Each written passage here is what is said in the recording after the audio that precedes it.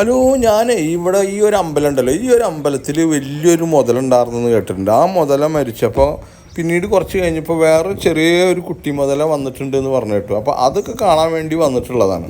ഇവിടെ വന്നു കഴിഞ്ഞാൽ ഫ്രണ്ടിൽ തന്നെ വലിയൊരു ഗ്രൗണ്ടാണ് കേട്ടോ. നമുക്ക് ഇവിടെ ഭക്തർ വന്നു കഴിഞ്ഞാൽ അവരെ വാഹനങ്ങളൊക്കെ പാർക്ക് ചെയ്യാൻ വേണ്ടിയിട്ടുള്ള വളരെ വിശാലമായിട്ടുള്ള ഒരു ഗ്രൗണ്ടൊക്കെ ഇവിടെ ഉണ്ട്. ഇതൊരു അത്ര വലിയൊരു അമ്പലമൊന്നുമല്ല, ഒരു പടിപ്പുര കാണുന്നുണ്ട്. നമുക്ക് ആ പടിപ്പുര ഉള്ളിൽ കൂടെ പോയി നോക്കാം ഈ അമ്പലത്തിലേക്ക്. ഈ ഒരു ക്ഷേത്രത്തിൽ കാലത്ത് നട തുറന്നു കഴിഞ്ഞാൽ ഉച്ചയ്ക്ക് 1 മണിക്കാണ് നട അടയ്ക്കുക. പക്ഷെ ഞങ്ങൾ എത്തുമ്പോൾ 2:30 അപ്പോൾ അതുകൊണ്ട് തന്നെ ഇവിടെ അധികം ഭക്തരെ അങ്ങനെയുള്ള ആൾക്കാരൊന്നും കാണുന്നില്ല. ആകെ ഒരു 5-6 പേരൊക്കെ ഈ പരിസരത്ത് കാണുന്നുള്ളൂ. പക്ഷേ ഈ ക്ഷേത്രത്തിൽ ഗേറ്റും കാര്യങ്ങളൊന്നും അങ്ങനെ അടച്ചിടണമൊന്നുമില്ല. കാരണം എപ്പോൾ നോക്കിയാലും ഇവിടെ ഭക്തർ വരുന്നുണ്ട്. കാരണം ഈ മുതലിനെ പറ്റിയിട്ട് കേട്ടിട്ട് അത് കാണാനായിട്ട് പല സ്ഥലത്തുനിന്നും ഇവിടെ ഒരുപാട് ആൾക്കാർ വരുന്നൊരു സ്ഥലം കൂടിയാണ്. ഇനി വൈകുന്നേരം ഇത് നട തുറക്കുക 5 മണിക്കാണ്. അപ്പോൾ 5 മണിക്ക് ശേഷം പൊതുവെ ഇനി ജനങ്ങളും ഭക്തരൊക്കെ ഉണ്ടാവാൻ സാധ്യതയുള്ളൂ. എന്തായാലും നമുക്ക് ഇതിൻ്റെ ഉള്ളിൽ താഴത്തേക്ക് ഇറങ്ങി നോക്കാം. വളരെ താഴത്തേക്ക് ഇറങ്ങി പോകണത് കാരണം വെച്ചാൽ ഒരു കുളത്തിലാണ് ഈ ഒരു ക്ഷേത്രം നിൽക്കുന്നത്. ഇതിൻ്റെ താഴ്ത്തിക്കൊണ്ട് ഇറങ്ങി വന്നു കഴിഞ്ഞാൽ ഇവിടെ വലിയൊരു ഹോളാണ് കണ്ട. ആ ഹോളിൽ ഒരാൾ കിടന്ന് ഉറങ്ങുന്നത് കാണുന്നുണ്ട്. അതുകൂടാതെ തന്നെ ഇപ്പുറത്തെ സൈഡിലേക്ക് നോക്കി കഴിഞ്ഞാൽ അവിടെ ഈ ഗണപതി ഹോമം മറ്റും നടത്തുന്ന വലിയൊരു ഹോമകുണ്ടൊക്കെ ഉണ്ടാക്കി വെച്ചതായിട്ടും നമുക്ക് കാണാൻ പറ്റും. ഇനിയിപ്പോൾ നമ്മൾ നേരെ കണ്ട് ഇറങ്ങി വന്ന ഈ കാണുന്നതാണ് ശ്രീകോവിൽ, അതായത് ശ്രീ അനന്തപത്മനാഭസ്വാമി ക്ഷേത്രം. ഇത് വലിയൊരു കുളത്തിൻ്റെ നടുവിലായിട്ടാണ് ഈ ക്ഷേത്രം ഉള്ളത്. ഇത് നമ്മളെ തിരുവനന്തപുരത്തുള്ള അനന്തപത്മനാഭസ്വാമി ക്ഷേത്രത്തിൻ്റെ മൂലസ്ഥാനാണെന്നാണ് പറയപ്പെടുന്നത്. ശ്രീകോവിൽ ഒന്നുകൂടി വ്യക്തമായിട്ട് കാണിച്ചു തരാട്ടാ. കണ്ട, ഒന്നുകൂടി ഇങ്ങോട്ട് മാറി നിന്ന് കഴിഞ്ഞാലാണ് ഇതിന് വ്യക്തമായിട്ട് വളരെ മനോഹരമായിട്ട് തന്നെ ഇപ്പോൾ നമുക്ക് ഈ ഒരു ക്ഷേത്രം കാണാൻ പറ്റും.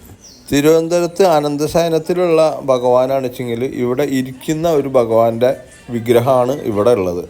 കുറച്ച് കൊല്ലങ്ങൾക്ക് മുന്നേ വരെ ഇവിടെ വലിയൊരു മുതലുണ്ടായിരുന്നു. ആ മുതലയുടെ പേര് ബാബിയ എന്നായിരുന്നു ഇവിടെയുള്ള ആൾക്കാർ വിളിച്ചിരുന്നത്. ആ മുതല ഏകദേശം ഒരു 75 വയസ്സോളം പ്രായമുള്ളപ്പോഴാണ് ആ മുതല മരിച്ചത്. ആ മുതല ഇവിടുത്തെ തിരുമേനി, അതായത് ഇവിടുത്തെ ഇമ്പ്രാന്തിരി കൊടുക്കുന്ന അരിഭക്ഷണം, അതായത് ചോറും അങ്ങനെയുള്ള സാധനങ്ങളൊക്കെ കഴിച്ചിട്ടായിരുന്നു ജീവിച്ചിരുന്നത്. ഈ ഒരു കുളത്തിൽ ഈ മുതലയുടെ കൂടെ തന്നെ മീനുകളും ഉണ്ട്. ഇപ്പോൾ ഇത് അത്ര വലിയൊരു കുളമല്ല, അതുകൊണ്ട് തന്നെ ഈ മുതലുള്ള കുളത്തിൽ മീനുകൾ ഉണ്ടാവാറില്ല. പക്ഷേ ഇത് കുളത്തിൽ മീനുകളുണ്ട്. അതുകൊണ്ട് തന്നെ ഇത് മീനൊന്നും പിടിച്ച് തിന്നുന്നതായിട്ട് അറിവില്ല.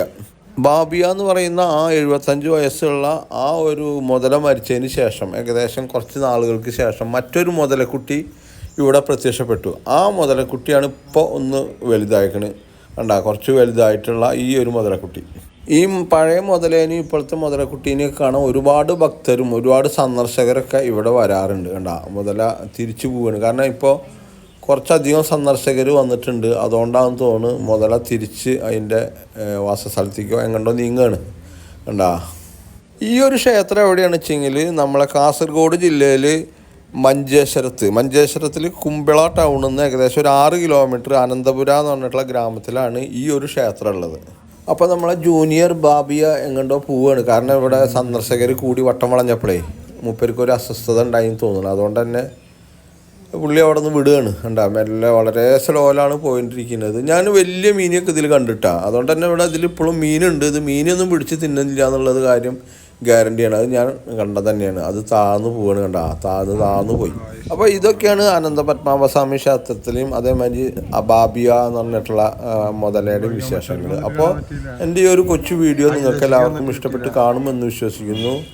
ഈ ഒരു ക്ഷേത്രത്തിൻ്റെ പുറത്തേക്ക് വന്നു കഴിഞ്ഞാലും ഇങ്ങനെ ഒഴിഞ്ഞു കിടക്കുന്ന ഒരു സ്ഥലമാണ് കേട്ടോ. ശരിക്കും പറഞ്ഞാൽ നല്ലൊരു ഗ്രാമമാണ്, അധികം ജനവാസമൊക്കെ കുറഞ്ഞിട്ടുള്ളൊരു സ്ഥലം.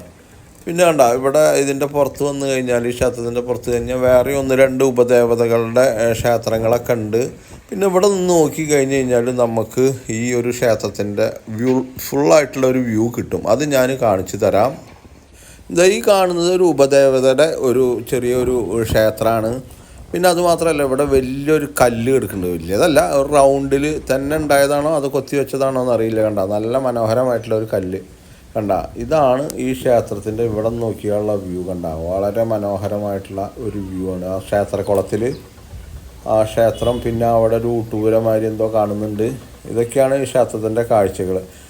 അപ്പോൾ ഇതുവരെ എൻ്റെ യൂട്യൂബ് ചാനൽ സബ്സ്ക്രൈബ് ചെയ്യാൻ വിട്ടുപോയവരും ആദ്യമായിട്ട് കാണുന്നവരും മറക്കാതെ സബ്സ്ക്രൈബ് ചെയ്യുക. അപ്പോൾ അടുത്തൊരു വീഡിയോ ആയിട്ട് വരുന്നത് വരെ നിങ്ങൾക്ക് എല്ലാവർക്കും എൻ്റെ നന്ദി, നമസ്കാരം. അപ്പോൾ നിങ്ങൾക്ക് ഈ ഒരു ക്ഷേത്രത്തിൻ്റെ കാഴ്ചകൾ ഇഷ്ടപ്പെട്ട് കാണുമെന്ന് വിശ്വസിക്കുന്നു. അപ്പോൾ നിങ്ങളെല്ലാവരും ഈ ഒരു സ്ഥലത്ത് വരിക, അതായത് കാസർഗോഡിലുള്ള മഞ്ചേശ്വരത്ത് കുമ്പള ടൗണിൽ വന്നാൽ നിങ്ങൾക്ക് ഇവിടെ ഈസി ആയിട്ട് എത്തിപ്പെടാൻ പറ്റും. അപ്പോൾ നിങ്ങൾ ഇവിടെ വരിക, ഇവിടെ ബാബിയ എന്ന് പറഞ്ഞിട്ടുള്ള ജൂനിയർ ബാബിയ മുതലേനെ കാണുക. അതുകൂടാതെ ഇവിടെ ഒരു ഗണപതിയുടെ ഒരു ക്ഷേത്രമുണ്ട്, ഒരു ഉപദേവനായിട്ട്. അത് ഏത് ക്ഷേത്രത്തിൽ പോയാലും നമുക്കൊരു ഗണപതി ക്ഷേത്രം കാണാൻ പറ്റും അവിടുത്തെ ഉപദേവനായിട്ട്. അതേമാതിരി തന്നെ ആൽത്തറയൊക്കെ ഉള്ള ഒരു നല്ല ക്ഷേത്രമാണ്. അപ്പോൾ നിങ്ങളെല്ലാവരും ഇവിടെ വരിക. അപ്പോൾ എല്ലാവർക്കും ഒരിക്കൽ കൂടി എൻ്റെ നന്ദി, നമസ്കാരം.